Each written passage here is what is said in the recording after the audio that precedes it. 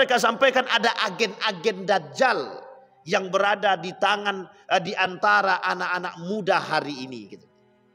Salah satu di antara agen-agen Dajjal yang hari ini bermunculan adalah media. Takutan umat manusia keberadaan Dajjal dan Ya'juj wa Ma'juj tidak bisa dihindari. Manusia pendusta yang pendustaan mereka melebihi batas, itu Dajjal.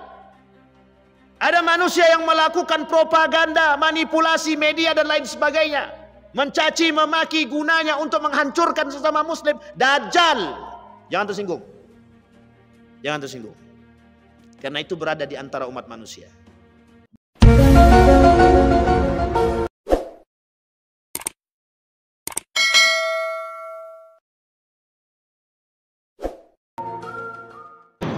A'udzu billahi minasy syaithanir rajim. Bismillahirrahmanirrahim.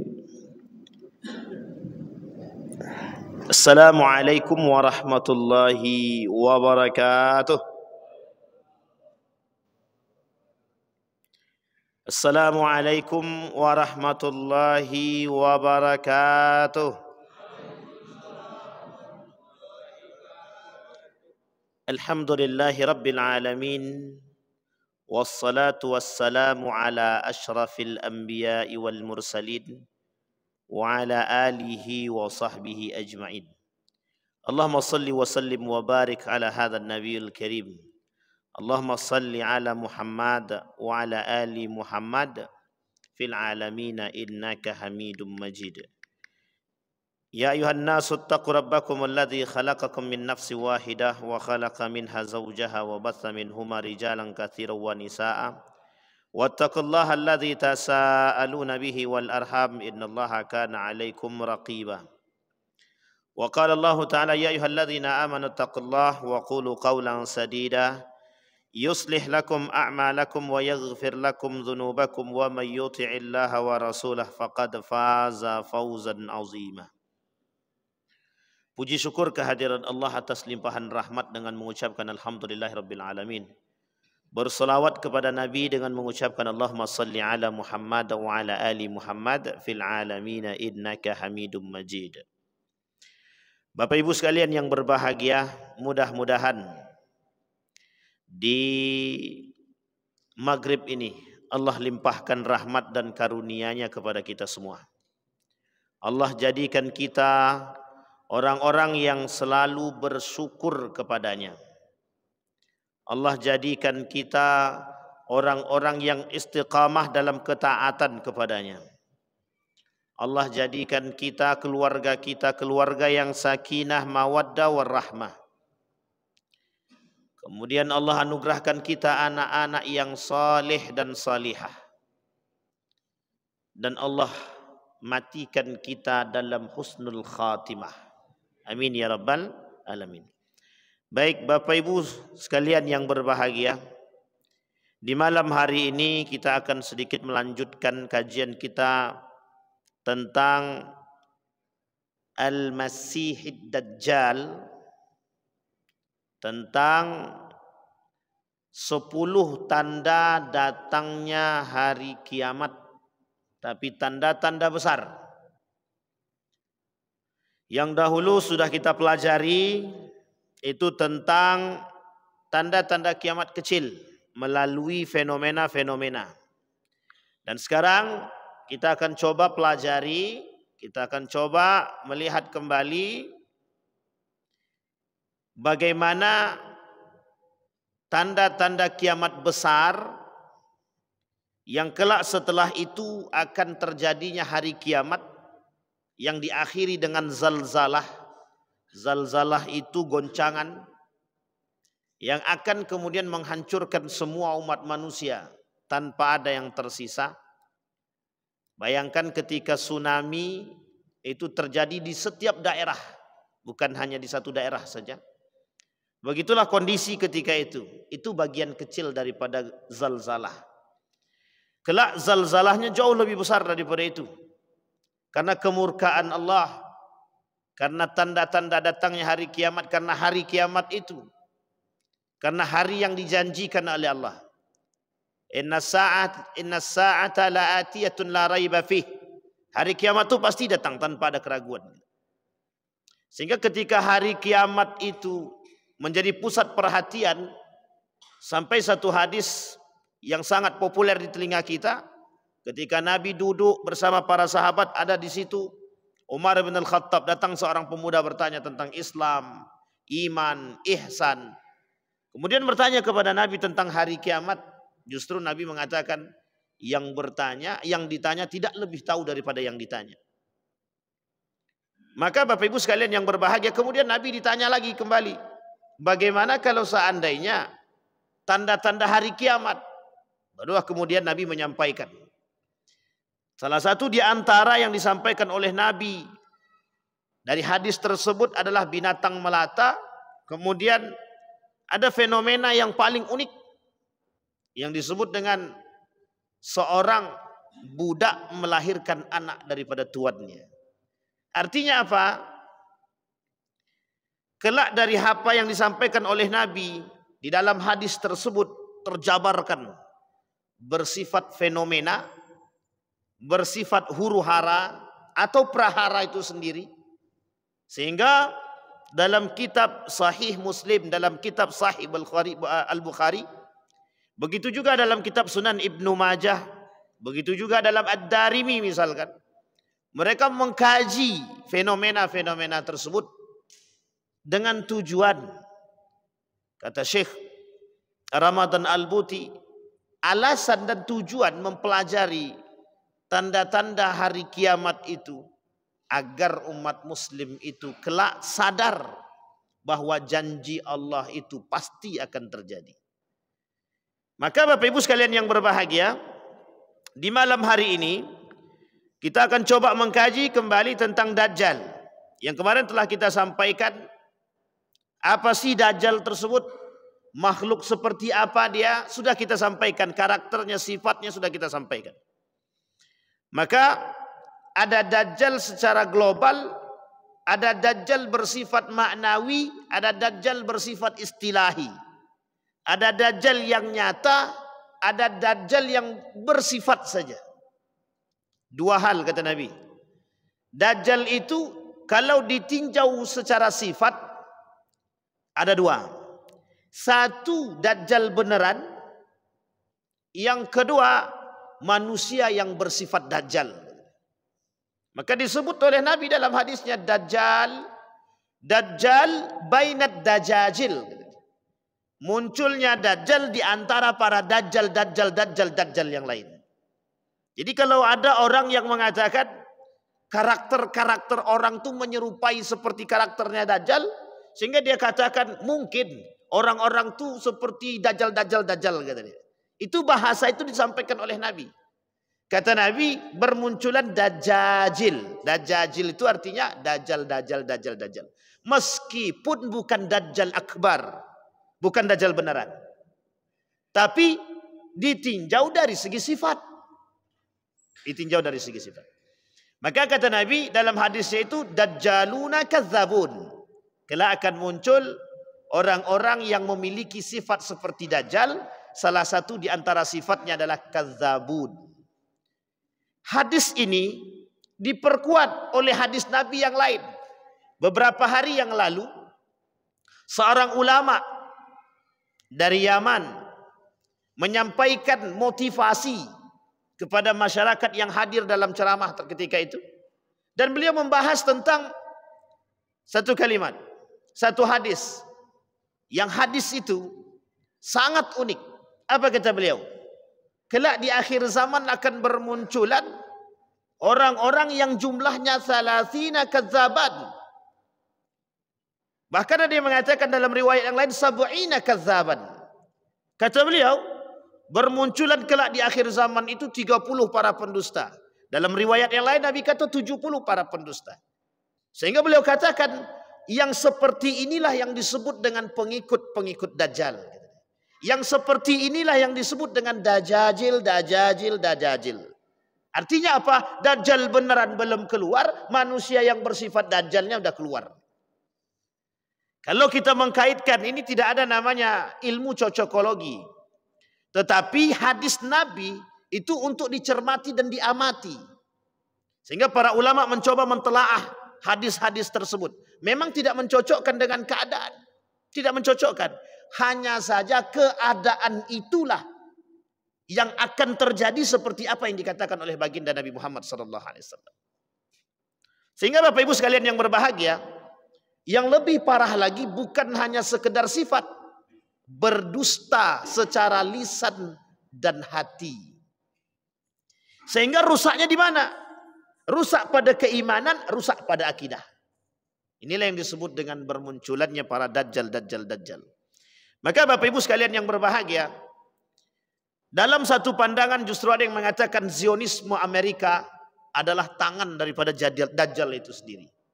Nanti kita sampaikan, ada 7 pengikut dajjal tadi kita sampaikan.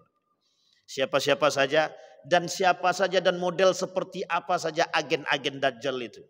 Muslim youth in the age of Dajjal. Kondisi umat muslim, pemuda-pemuda muslim ketika itu dalam kondisi masa-masa Dajjal. Dajjal di sini bukan Dajjal benaran. Dalam kitab ini dia bukan Dajjal benaran yang dikatakan oleh beliau. Tapi kondisi umat muslim ketika itu pada masa munculnya manusia-manusia yang berkarakter-karakter seperti Dajjal. Bahkan mereka sampaikan ada agen-agen Dajjal yang berada di tangan di antara anak-anak muda hari ini gitu. Oh, ini berat Bapak Ibu. Enaknya kalau di depan anak muda kita sampaikan. Kalau lah tua-tua ini tinggal tunggu tanggal main. Kenapa kita katakan di tengah anak muda? Karena anak muda harus sadar dengan kondisi ini. Uniknya anak muda hari ini tidak sadar. Kenapa tidak sadar? Karena mereka tidak pernah dibekali dengan Dajjal. Setiap ceramah anak muda itu pranikah. Akhirnya memang pranikah betul. Nikah sebelum nikah beneran. Ini muskilah kita yang terjadi sekarang. Kalau kita cross check ke Kementerian Agama itu, maaf ke KUA atau ke KUA itu, banyak yang nikah itu married by accident itu. Jadi sudah mohon maaf, sudah lahir duluan baru nikah gitu. Sehingga menambah pekerjaan para ulama. Akhirnya ulama kembali beristihad itu, apa hukum anak, apa hukum nikah, apa hukum orang yang sudah hamil duluan baru kemudian nikah. Nah, itu harus diistihadkan kembali oleh para ulama. Nambah kerjaan. Mereka tak sadar, para anak muda hari ini tidak sadar. Kondisi mereka sedang digerogoti dengan kemunculan Dajjal. Salah satu di antara agen-agen Dajjal yang hari ini bermunculan adalah media. Apa maksudnya media? Beliau katakan dalam kitab ini, dalam buku ini apa kata beliau? The manipulation of digitalization. Bagaimana manipulasi digitalisasi gitu deh. Teknik atau teknologi mampu memanipulasi umat manusia. Kita ambil contoh yang paling sederhana. Bapak Ibu berfoto. Di foto cantiknya bukan main. Karena HP-nya HP tingkat dewa. Ternyata aslinya jerawatnya minta ampun banyaknya. Tapi dalam HP yang cantik tadi tak nampak. Manipulasi itu bukan. Manipulasi itu bukan. Lebih senang ditengok di kamera atau lebih senang ditengok beneran? Oh, jelas kamera. Itulah tujuan kami foto tuh Ustaz. Nah, itu yang disebut dengan manipulasi. Dan ini disebut dengan globalization manipulation. Manipulasi global tuh yang seperti itu, Pak. Hampir media hari ini, mohon maaf jangan ada tersinggung ya, saya tak sebut nama. Tapi hampir media hari ini digunakan untuk memanipulasi kebenaran. Kita ambil contoh. Tak usah jauh-jauh ke luar negeri, sekarang di sini aja lah. Banyak sekali Pak, kebenaran-kebenaran yang ditutupi dengan menghadirkan manipulasi-manipulasi media. Saya ambil contoh Bapak Ibu. Kita ambil satu buku judulnya Api Sejarah, Ahmad Mansur Surya Negara. Beliau menuliskan dalam buku beliau ada 2 jilid. Salah satunya beliau pernah membahas tentang namanya quick account, ada namanya hitung cepat, ada namanya hasil survei. Lah yang disurvei siapa?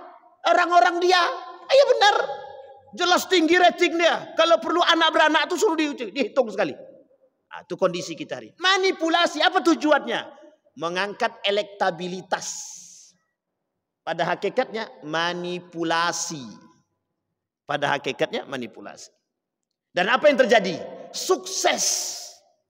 Sukses mempengaruhi kacamata manusia melalui media. Itulah agen Dajjal hari ini, Pak, yang nampak di tengah-tengah kita.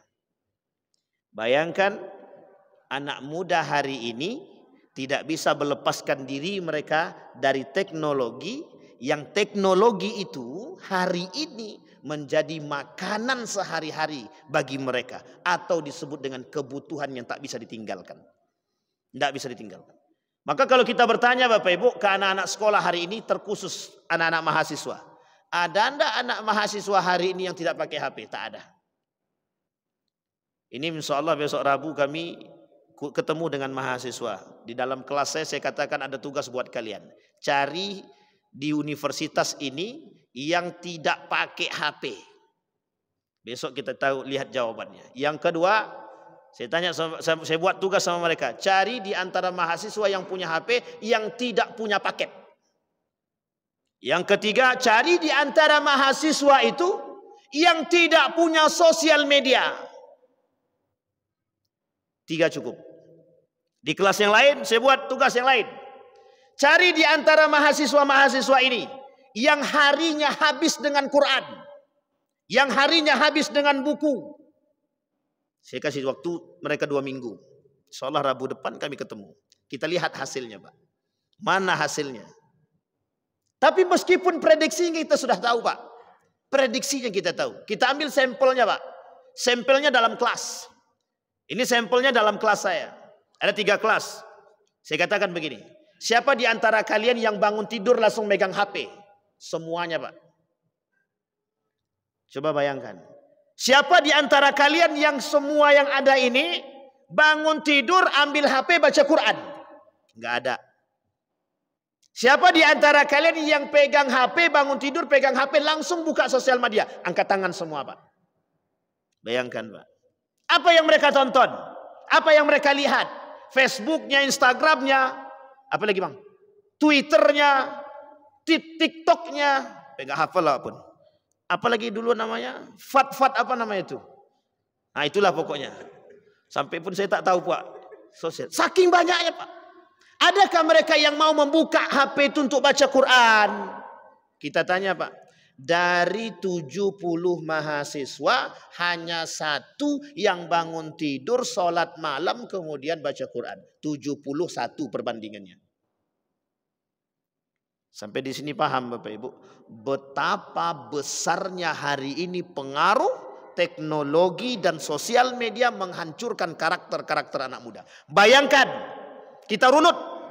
Kalaulah selama 20 jam, kita ambillah mereka tidur 8 jam. 24 kurang 8 jadi 16 jam. Selama 16 jam mereka bersama dengan HP. Yang mereka lihat adalah scroll, apa namanya? Scroll apa namanya itu?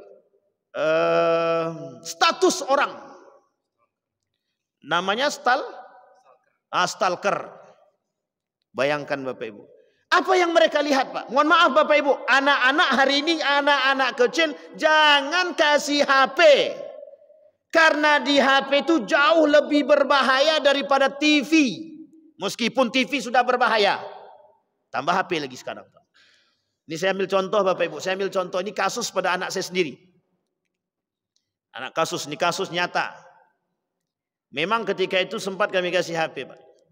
Meski tak lama, mungkin hanya jarak 1 pekan. Artinya tidak sering-sering pakai HP. Kita kontrol, yang sudah kita kontrol saja, kita kecolongan. Apa yang dia tonton, Pak? Mohon maaf. Ada orang yang berbicara tentang babi. Spontan, Pak, dia kata kepada saya, Bia kok kayak babi, gitu dia. Itu anak, Pak, umur 3,5 tahun. Spontan, Pak. Hasil tontonan. Cuman 1 kali dia nonton langsung meresap dalam ini dia, Pak. Bayangkan. Rusak apa tak rusak? Itu belum dampak yang lain pada kesehatan. Berapa banyak anak hari ini yang tidak bisa berbicara harus terapi bicara. Hanya gara-gara apa penyakitnya?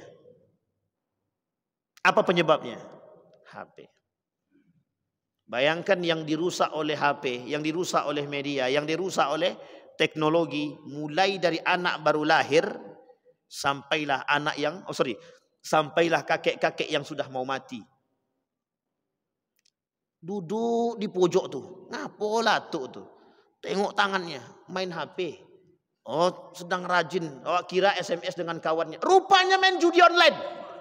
Astagfirullah, saya bilang. Ini atuk-atuk ini tidak sadar diri nama tuh. Astagfirullah. Baik.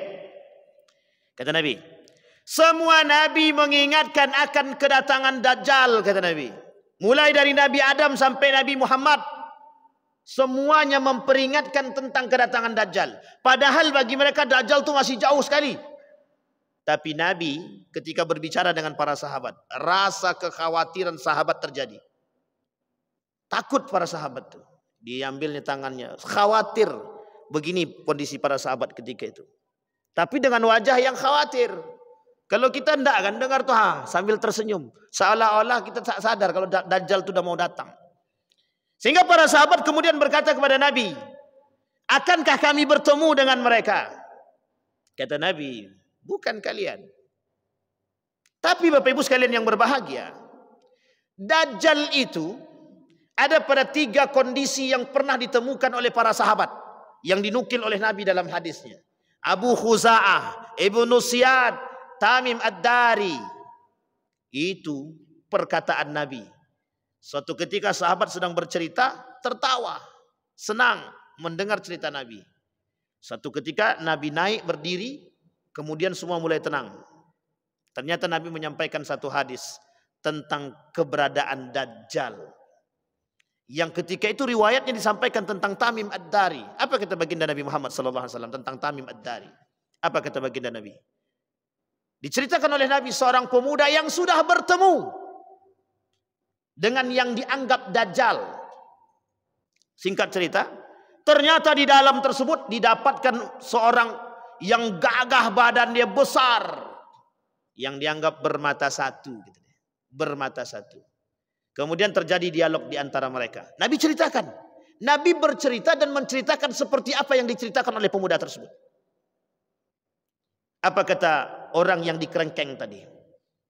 Sudahkah kalian datang kepada kalian seorang pemuda? Sudah. Sudahkah datang kepada kalian orang yang berbicara tentang diriku? Sudah. Dan Nabi menyampaikan kepada para sahabat. Ulama mengatakan, Dajjal itu sudah ada, hanya saja belum muncul di permukaan. Kerangkengan Dajjal itu mulai tercabut sedikit demi sedikit. Seperti tembok Ya'jud wa Ma'jud yang bolongnya pada masa Nabi hanya seperti ini, sekarang sudah mulai besar. Ya'jud wa Ma'jud. Dan Dajjal satu seorang yang bisa menghancurkan umat manusia melalui manipulasi dia. Yang kedua, bermunculan manusia-manusia, makhluk-makhluk yang lebih bangis daripada Mongol, yang lebih bengis daripada Amerika, yang lebih bengis daripada Israel, yang disebut dengan Ya'jud wa Ma'jud.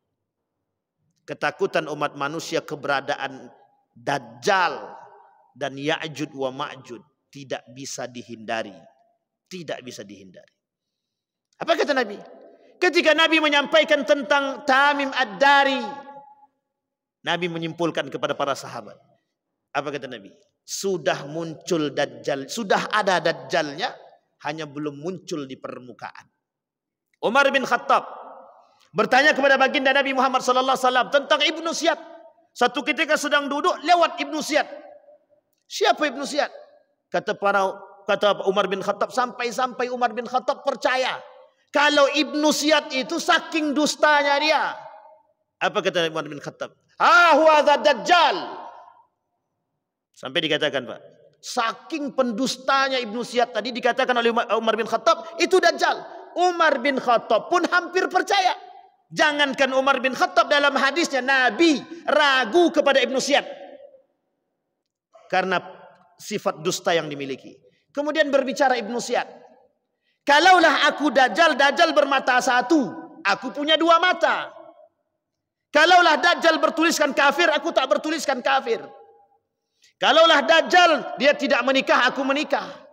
Dajjal tak punya anak, aku punya anak. Ini yang kemudian disampaikan. Membuat Umar bin Khattab dan Nabi ragu.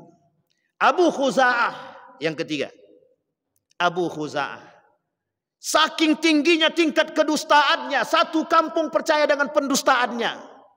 Maka dikatakan, ha huwa Dajjal. Hampir satu kampung percaya kalau dia itu dah Dajjal. Tapi dia bukan Dajjal. Pada yang Abu Khuza'ah tidak terbukti bahwa dia Dajjal, tapi bersifat seperti Dajjal.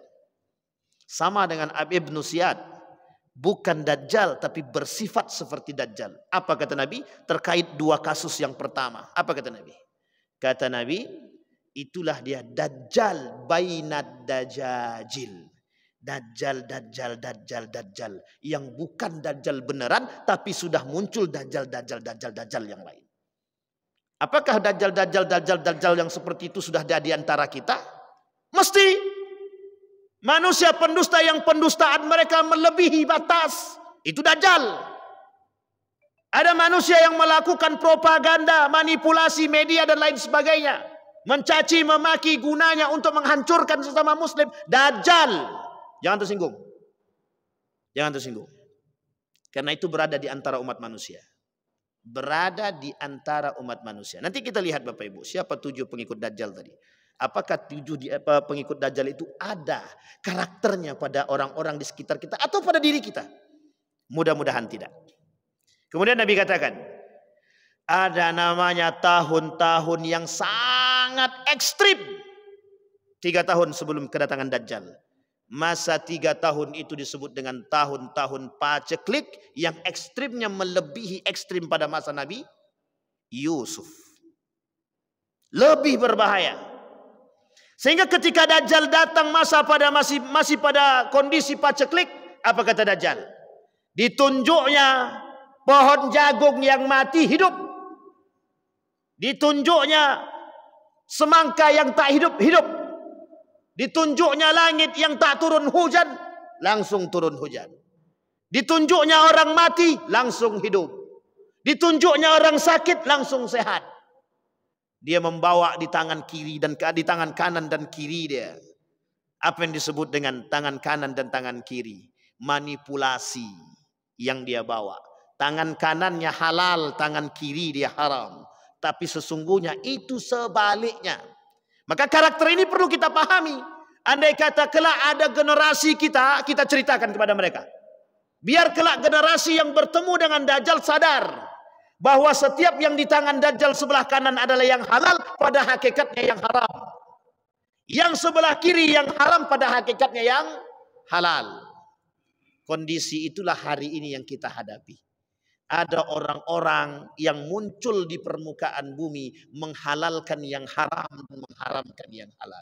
Mereka kata ini halal padahal haram. Mereka katakan ini haram padahal halal. Kira-kira sama enggak kondisinya dengan Dajjal tuh? Boleh kita katakan dia Dajjal tuh? Enggak boleh. Yamin boleh-boleh aja. Tanggung jawabnya dunia akhirat. Bayangkan Bapak Ibu, 3 tahun masa paceklik. Pada masa paceklik itulah semua orang akan saling membunuh antara satu dengan yang lain. Demi terisinya perut. Sekarang aja yang Dajjalnya belum muncul aja. Sekarang nih ada banyak yang begitu sikut menyikut, tindih menindih kan. Nah itu kursi aku. Kau tak layak. Caci maki muncul. Kalau tidak datang dia ke tukang dukun. Tolong Mbah Dukun. Si Anu tuh yang duduk di kepala dinas tuh geser, matikan dia. Kalau perlu santet dia. Mati dan nanti biar aku naik, kata dia.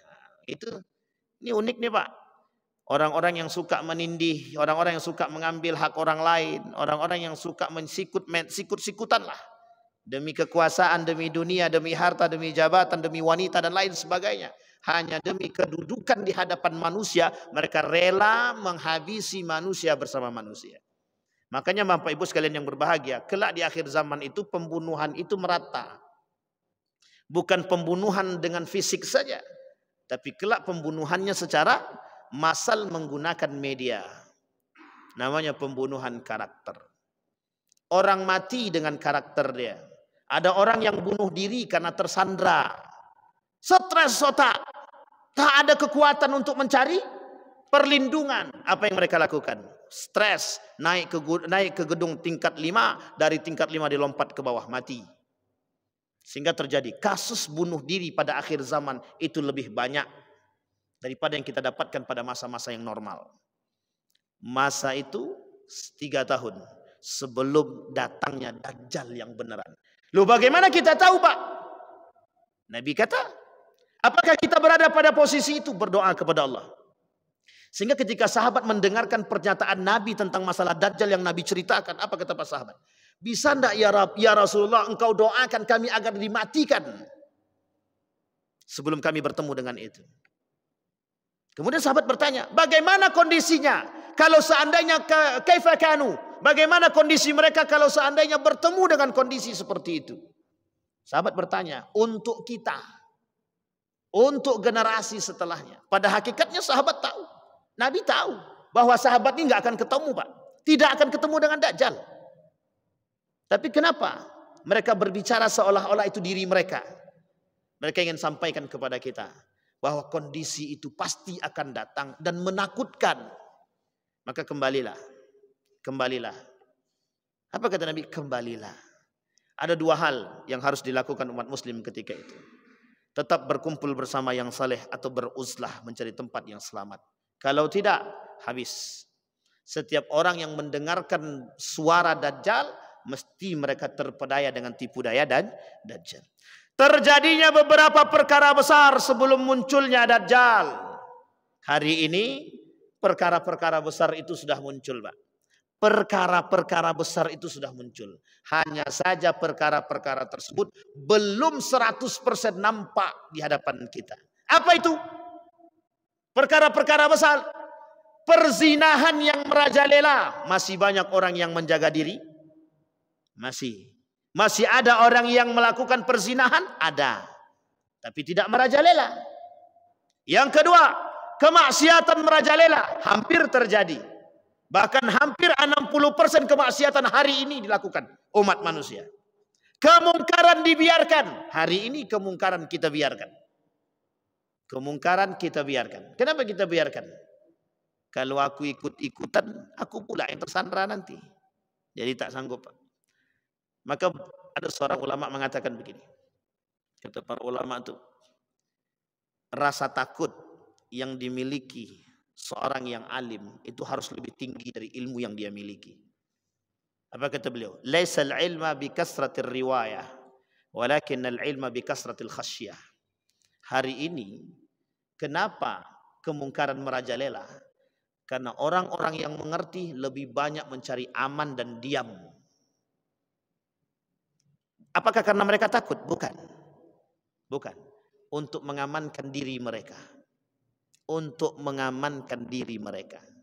Pada hakikatnya kalau mereka takut kepada Allah, mereka akan katakan yang benar-benar, yang salah-salah. Bukan jadi abu-abu. Mohon maaf Bapak Ibu. Hari ini umat menjadi ragu. Kenapa ragu? Karena setiap di antara mereka sudah saling tembak, sudah saling hujan, sudah saling diam, sudah saling mencari titik aman untuk diri mereka masing-masing. Tidak ada yang mau. Di hadapan mereka kemungkaran mereka diam. Di hadapan mereka kemungkaran mereka tidak berbuat. Karena apa? Ada banyak kepentingan. Ada banyak alasan yang tidak bisa kita sebutkan. Artinya apa? Khasyah terhadap diri, bukan khasyah kepada Allah. Maka kata ulama tersebut, laisal ilma bi kasratir riwayah, walakinnal ilma bi kasratil khasyah. Orang alim tu yang harus dikemukakan rasa takut kepada Allah. Sehingga ketika kemungkaran dia nampak di hadapan dia kemungkaran, dia berani, dia takut kepada Allah. Kelak dipertanggungjawabkan apa yang dia lihat. Takut dia harusnya. Dia tidak suap terang-terangan. Tutup mata deh. Suap terang-terangan. Seorang alim tahu kalau itu pelaku suap, pelaku koruptor, dia tak katakan itu haram, dia tak katakan itu salah, dia justru malah tutup mata atau mencari selamat untuk diri dia. Maka yang seperti inilah yang dikatakan Orang-orang alim yang berdiri pada pondasi-pondasi yang roboh dan runtuh dan lemah. Hati-hati Pak. Maka kelak di akhir zaman itu bercampurnya semua itu membuat umat manusia bingung. Siapa yang harus kami ikuti? Itu sudah pernyataan Nabi Pak. Maka kata Nabi, kalau pengen selamat, berbicara dengan iman, melakukan sesuatu dengan iman dan hati yang bisa dilihat. Karena kalau dengan akal tertutup Pak.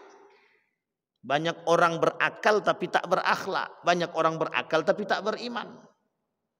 Tapi kalau dia beriman, dia gunakan hati dan akhlaknya, insya Allah. Insya Allah. Makanya Bapak Ibu, kenapa Syekh Hasim Al-Asy'ari menekankan ta'addab qabla an tata'allam. Beradablah sebelum engkau belajar dan berilmu. Sekarang ini tak, belajarlah, ntar akhlaknya belakangan. Mau punya akhlak nggak punya akhlak terus belakang. Yang penting lu punya ilmu. Bayangkan Pak, kan kita dihebohkan Pak. Ada kasus seorang pemuda yang baru keluar dari sekolah, merasa paling hebat. Sehingga ulama-ulama yang suyuh-suyuh itu, yang paling tua-tua itu dengan keilmuan mereka, yang diakui oleh berbagai macam tempat, itu dia kritik dengan lisan dia. Seolah-olah tidak punya adab. Apa guna ilmunya? Tak ada. Meruntuhkan diri sendiri di hadapan manusia dan di hadapan Allah. Bayangkan Pak. Hari ini, anak-anak yang baru lahir menganggap diri dia dengan ilmu yang dia pelajari mampu meruntuhkan akhlak-akhlak dan ilmu-ilmu para suyuh, masyayikh, ulama-ulama terdahulu. Tidak punya adab, tak punya akhlak. Apa kata Syekh Said Naqib Al-Attas? Umat muslim itu kemundurannya penyebabnya cuma satu, loss of adab. Tidak punya adab katanya. Hilang adab, hilang akhlak, hilang akal sehat. Maka Bapak Ibu, penting juga mengamati sedikit demi sedikit perkataan Rocky Gerung itu. Manusia akal sehat. Hendaknya kita ini manusia akal sehat. Hendaknya kita ini manusia akal sehat. Banyak orang yang tak punya akal yang sehat sekarang. Tidak sehat akalnya. Bapak Ibu saya kasih contoh. Ada akal yang tak sehat tadi. Ada tren baru Pak. Tren baru. Apa itu tren baru? Kira-kira Bapak Ibu kalau pakai sendal lain sebelah, kira-kira malu enggak? Malu. Sekarang muncul tren Pak. Sendal lain sebelah. Uang sebelah kanan warnanya hitam, sebelah kiri warnanya putih. Pakai Pak, itu tren. Coba bayangkan. Kira-kira terbalik enggak dunia itu Pak? Coba bayangkan. Saya tertipu Pak. Gara-gara itulah tuh. Makanya saya sampaikan. Ada keluarga saya pakai sepatu. Sebelah kanan sepatunya warna merah. Sebelah kiri sepatunya warna putih. Bukan itu kata saya. Apa kata dia? Abang tuh kurang gaul. Saya bilang bukan saya kurang gaul. Anda yang sudah tak sehat akalnya, saya bilang. Ternyata memang sepatu itu begitu modelnya. Merah putih. Nah, coba Bapak Ibu bayangkan. Dulu orang malu Pak. Pakai yang tak sama tuh malu. Sama Pak. Celana jin, celana lepis yang robek-robek. Dulu orang cari jangan pakai yang robek-robek nak, kata orang tua dulu. Sehat kita akal kita nih. Pakai yang robek-robek itu. Sekarang kalau tak robek dirobekkannya Pak. Bapak boleh cek ya. Kita boleh cek. Bapak Ibu coba cek. Kapan-kapan balik ke rumah tuh tengok. Buka namanya Amazon. Buka Amazon. Celana lepis yang di sini jadi kain lap, itu di sana Bapak Ibu yang sudah dirobek-robek 100 juta ke atas. Itu saya sudah uji coba sendiri. Saya sendiri yang uji coba Pak. Saya buka Amazon dengan barang yang sama, saya lihat celana lepis yang dijual itu, yang masih sehat-sehat itu Pak. Itu harganya hanya mungkin 50 sampai 100 ribu Pak. Setelah dirobek-robek, robek atas, robek bawah, robek tengah, pokoknya semua robek lah. Kalau perlu yang di pantatnya dirobek juga. Itu harganya mahal Pak, di atas 100 juta. Saya bilang ini akal saya yang tak sehat atau itu yang memang tidak tahu saya. Perkembangan zaman makin aneh Pak. Kita dibuat mengamini sesuatu yang peran media Pak, peran media. Kenapa? Karena yang makai itu public figure. Sehingga ketika public figure yang pakai, wow tren. Coba yang pakai ustad. Sosat ustad itu. Coba Bapak bayangkan hari ini. Nah, begitulah kondisi kita hari ini Pak. Jadi manipulasi itu bukan manipulasi cuman, si anu itu pendusta. Bukan, sekarang ini manipulasi global. Dunia yang bermain, dunia yang mempermainkan manipulasi. Siapa mereka? Yahudi. Satu di antara 7 pengikut Dajjal. Nomor 1 dia dari 7 tadi, Yahudi. Yang paling besar memiliki peran manipulasi di muka bumi ini. Percaya apa tak percaya? Percaya apa tidak? Kita ambil contoh yang paling sederhana. Bapak Ibu, ada yang bisa bahasa Arab? Kalau yang bisa bahasa Arab aman. Yang tak bisa bahasa Arab pasti kena manipulasi. Coca-Cola itu produk mana? Yahudi apa Israel? Kedua-duanya, Pak. Itu sama aja, Pak. Sekarang dirubah, Pak. Coca-Colanya pakai tulisan bahasa Arab. Cuca-cula. Karena tulisan dia pakai bahasa Arab, orang awam tertipu. Ini bukan Coca-Cola, Ustaz. Saya tengok ini bukan Coca-Cola, Pak. Bukan. Ini bahasa Arabnya, Pak. Artinya Coca-Cola juga, saya bilang. Coba Pak bayangkan. Berarti faktornya apa? Tidak mengertinya kita. Yang dimanfaatkan oleh Yahudi. Itu terlalu mudah, Ustaz. Betul. Itu yang terlalu mudah kita dapatkan hari ini. Ada manipulasi yang lain? Ada. Manipulasi dunia. Dengan tangannya Amerika, IMF. International Monetary Fund. Berapa banyak negara-negara hari ini yang berada di tangan mereka. Bunga riba. Mereka manipulasi menjadi sesuatu yang dibutuhkan. Dipaksakan kita untuk mengikuti alur cerita mereka, Pak. Kita ikut, Pak. Kita ikut. Bapak Ibu sadar kan kalau hutang kita tak akan pernah selesai. Harus sadar, Pak. Yang lahir aja sudah punya hutang. Baru lahir baru. Minjam entah kapan udah punya hutang aja. Itu minjam belum tentu minjam itu. Tapi sudah punya hutang aja. Bayangkan, Pak. Manipulasi dunia. Nomor 1 pengikutnya adalah Yahudi. Ini tidak selesai-selesai kalau kayak gini Dajjal ini. Merajalelanya kerusakan, kebodohan, kebencian di muka bumi. Baru saya sampaikan tadi. Kata Nabi, pada masa itu orang-orang saling mencaci, memaki, membenci antara satu dengan yang lain. Sudah terjadi itu belum? Dulu, Pak, orang mencaci maki itu tidak ada di media, Pak. Si Anu dengan si Anu udah diam-diam di belakang, mereka caci makilah. Kalau sekarang tak. Dibuatnya di Facebook tadi, disampaikannya lah kejelekan-kejelekan orang di situ, disebarkannya, Pak. Kira-kira kalau yang dulu yang tahu paling di sekitar kita hanya 5-6 orang, kira-kira kalau di Facebook berapa yang tahu? Yang berkawan dengan dia melihat, Pak. Kalau yang berkawan 1000 berarti yang kenal 1000.